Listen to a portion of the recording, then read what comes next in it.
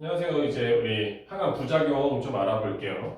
항암 부작용 중에 전에 우리 오심불통, 아니면 손발저림 이런 것도 많이 했었는데 우리 항암 부작용 중에 가장 많이 호소하는 것 중에 하나가 식욕부진이 있어요. 입맛이 없어요. 아니면 문제 기운이 없어요. 먹고 싶지 않아요. 먹기 힘들어요. 등등 하는데 실제로는 식욕부진이 큰 중요한 건 아니고 식욕부진이 나중에 영양실적으로 떨어질 때 문제가 됩니다.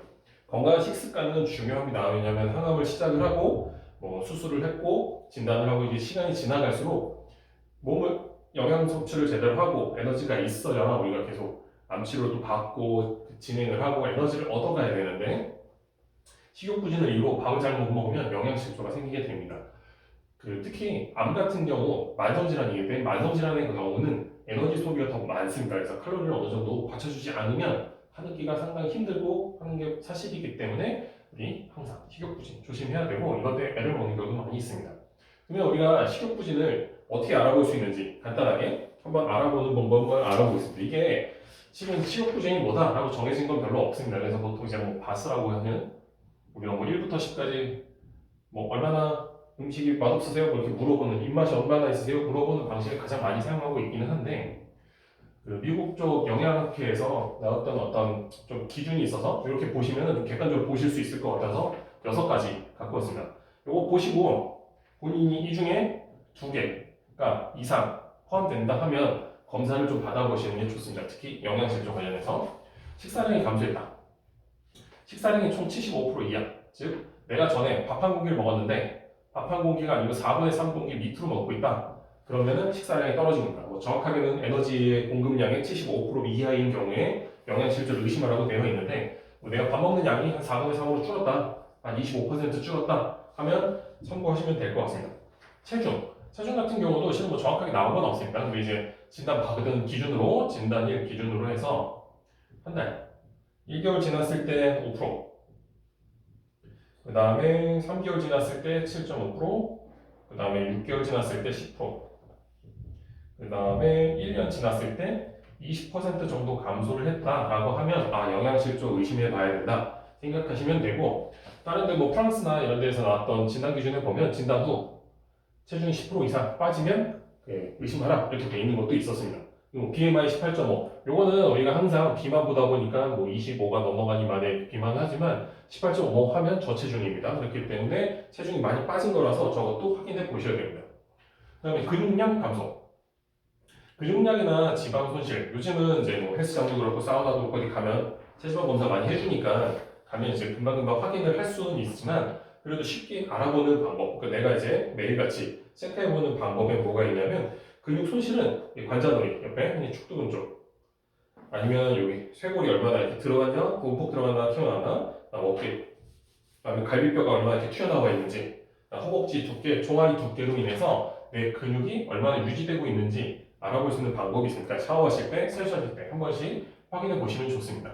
피하 지방 같은 경우에는 눈 주변, 눈이 점점점 이렇게 쾌하게 들어간다든지, 아니면 삼두근, 흔히 팔뚝살이라고 부르는데 이런 데가 점점점 줄어서 없어진다든지, 원래 뭐 비만 환자분들, 여성분들 이렇게 뭐 팔뚝살이라고 싫어하는데 여기 점점 줄었다든지, 아니면 갈비뼈가 안 보이는데 갑자기 어느 날 점점 좀 잘 보이고 이렇게 막 안상하게 보인다든지 하면 피하 지방이 손실되고 있다라고 보실 수 있습니다. 그리고 부종은 실제로 부종이 있다라고 본다기보다 부종이 생기게 되면 체중 감소를 명확하게 알 수가 없습니다. 쉽게 이제 복수가 찼는데 복수가 몸 안에 5kg가 찼습니다. 난 체중이 5kg 빠졌는데 이 빠진 5kg랑 5kg가 합산이 되니까 실제로 체중에서 변화가 없게 느껴질 수 있습니다. 그래서 체액이 있다, 복수, 아니면 팔다리가 크게 부어있다, 아니면 뭐 이렇게 흉곽에 골이 찼다, 아니면 외형부 수종이라고 해서 고환 이런 데가 띵띵 부어있다 이러면 체액에 문제가 있고 그 상황에 체중 변화가 없더라도 증가한 게 아니라고 하면 체중이 떨어진 걸로 감주하셔도 좋습니다. 이거는. 그리고 그뿐만 아니라 부종이 생긴다는 얘기는 몸 안에 전해질 같은 게 깨지고 있기 때문에 이미 영양실조일 가능성이 큽니다. 그래서 체액 부종이 있는 경우, 그다음 손의 악력, 요거는 근력량과 약간 비슷하긴 한데 원래 병원에서는 이 악력 측정기로 해서 실제로 측정을 하지만 집에서는 뭐 딱히 할 수 없기 때문에 그럴 때는 알아보는 방법은 벽뚜껑 따실 때 따는 게 점점 힘들어진다든지 혼자서 못 딴다든지, 아니면 뭐 이렇게 물체를 잡거나 젓가락질 할 때 힘이 자꾸 빠진다 하면 손에 악력이 줄고 있다 이렇게 생각하셔도 좋을 것 같습니다.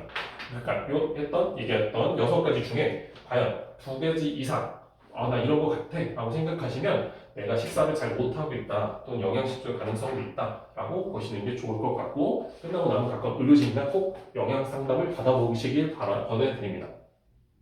그러면 왜 생길까? 뭐 증상은 알겠는데 그러면 식욕부진은 왜 생기나? 기본적으로 스트레스가 가장 많습니다. 특히 우리 암 하는 분들 진단 받으면 첫 번째, 암에 대한 스트레스가 너무 강합니다. 치료도 받아야 되고, 암이라는 자체의 스트레스, 그다음 치료에 대한 과정에 대한 스트레스, 이런 심리적 영향이 1차적으로 가장 심하다고 볼 수 있습니다.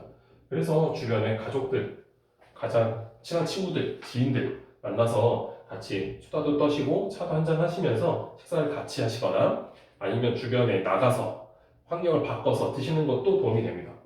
그것 말고 이제 가장 어려운 거는 식도암, 장폐색 같이 기계적으로 장이 그냥 묶여버리는 경우입니다.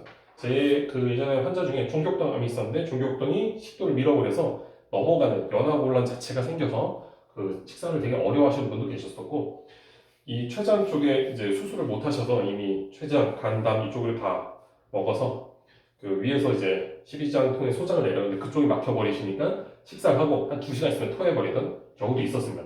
그게 이제 원래 한의학적으로 반위라고도 하는데, 그런 기계적 폐쇄 이런 경우는 수술을 하거나 아니면 이게 보통 이제 방사선 같은 경우에 치료 목적이 아니라 증상 개선을 목적으로 하는 경우가 있습니다. 아까 얘기했던 이런 데 너무 크거나 종격근 너무 크면 방사선 쪼여서 사이즈를 좀 줄입니다. 그러면 식도랑 장에 공간이 생기니까 식사를 좀 할 수 있게 됩니다. 그거 아니면 소화기능 장애, 췌장암이나 담낭암 이런 게 걸리게 되면 소화액 분비에 문제가 생기니까 당연히 소화 기능이 떨어지게 되고 식사량이 줄어들게 됩니다. 이런 경우는 좀 나눠서 드시거나 아니면 유동성 있게 좀 부드러운 걸로 드시거나 하면 도움이 됩니다. 그다음 이게 가장 큰 핵심입니다. 실은 이제 예전에 암 환자 볼 때 가장 힘들었던 게 카텍시아라고 해서 이 악액질, 이게 딱히 정해진 것도 없고 딱히 원인도 다 모르고 딱히 해결책도 없습니다. 이 악액질의 정의는 만성질환의 경우에 만성질환인 환자분이 근육량이 계속 그냥 떨어지는 겁니다. 이유 없이. 여러 가설이 있지만 악액질 같은 게 아까 제가 초반에 잠깐 얘기 드렸는데, 만성질환 같은 경우에는 내가 쓰지 않는 그냥 사라지는 에너지가 좀 있습니다. 이렇게 고갈되는 에너지들이 좀 있고, 한약적으로 이제 기어가 앞전에 물론 어혈이나 적시 등등에 의해서 기가 소모되는 게 앞전에 있긴 하지만 기여가 되는 거랑 비슷하다고 볼 수 있습니다. 그래서 대부분 땅이 꺼질 것 같아요. 걸어가면 바닥으로 기어 들어가는 것 같아요. 침대에 있으면 밑으로 땅바닥으로 꺼지는 것 같아요. 같은 느낌들을 많이들 호소하십니다. 한의학적으로 기어, 되게 그 보존기탕이나 이런 거랑 상당히 잘 어울리는데, 그래서 실제로 일본 같은 데서는 그 보존기탕을 많이 사용합니다. 그래서 치료 부작용. 치료 부작용은 우리가 알고 있는 항암 치료, 방사선 치료 후에 나타나는 치료 부작용으로 보시면 됩니다. 식약에서 항암 치료 받았는데 구토입니다. 그럼 당연히 밥 못 먹죠. 방사선 치료 받을 때 어지럽습니다. 어지러우니까 당연히 식사 안 들어오겠죠. 그런 거에 의해서 부작용으로 생길 수도 있습니다. 원인은 다양하게 있습니다. 실은 명확하게 무엇입니다 라고 말하기는 어려워서, 언제나 아까 얘기했던 이런 증상이 나타나면 또는 내가 생각한 것보다 입맛이 너무 부족하다고 생각하면 항상 의료진님 만나서 상담을 하셔야 됩니다.